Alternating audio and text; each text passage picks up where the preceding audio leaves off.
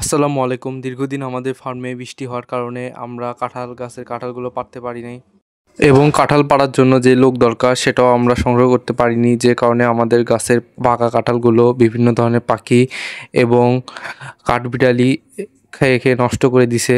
তো কাঁঠালগুলোর বিভিন্ন জায়গায় কানা কানা হয়ে আসছিল। তো আজকে আমরা ইনশাল্লাহ আমাদের সমস্ত গাছের কাঁঠালগুলো পাড়ার চেষ্টা করব। তো আমরা দুইজন কাকাকে দিয়ে আমাদের কাঁঠালগুলো পাড়িয়ে নিচ্ছি। তো কাকাগুলো আমাদের ফার্মে আমরা কিনতে আসছে। তো তারা তাদের আমড়াগুলো আমাদের কাছে আমড়াগুলো পেড়ে নিয়ে তারপরে আমাদের এই কাজে সাহায্য করেছে। তারা অনেক ভালো ছিল। তো আমরা কাঁঠাল পাড়তেছিলাম একটা দড়ি এবং দড়ির অপর পাশে ব্যাগ বাঁধে, সে ব্যাগ দিয়ে উপর থেকে কাঁঠালগুলো আমরা আস্তে আস্তে নিচে নামিয়ে দিচ্ছিলাম।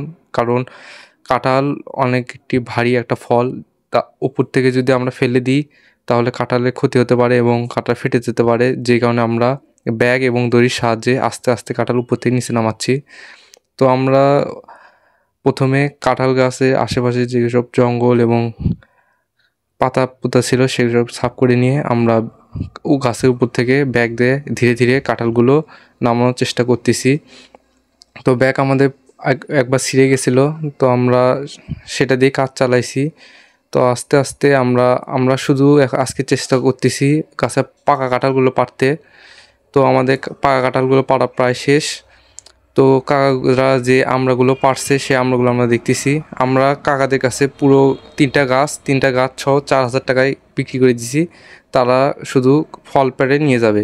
তো একটা গাছ থেকেই মাশাল্লাহ 3 বস্তা আমড়া হয়েছে।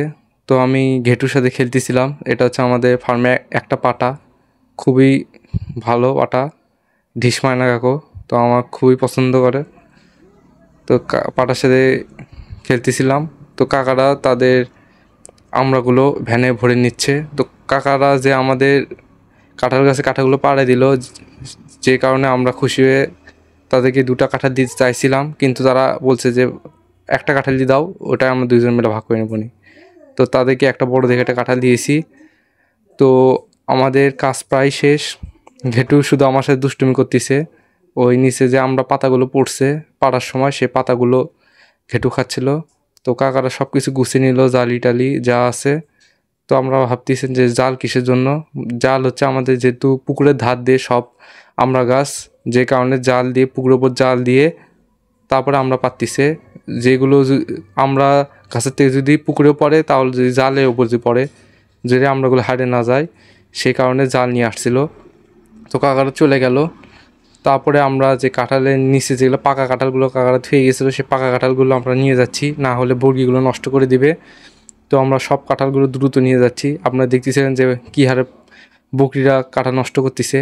তো মার্শাল্লাহ আমাদের প্রায় 20টা মতন কাঁঠাল হয়েছে।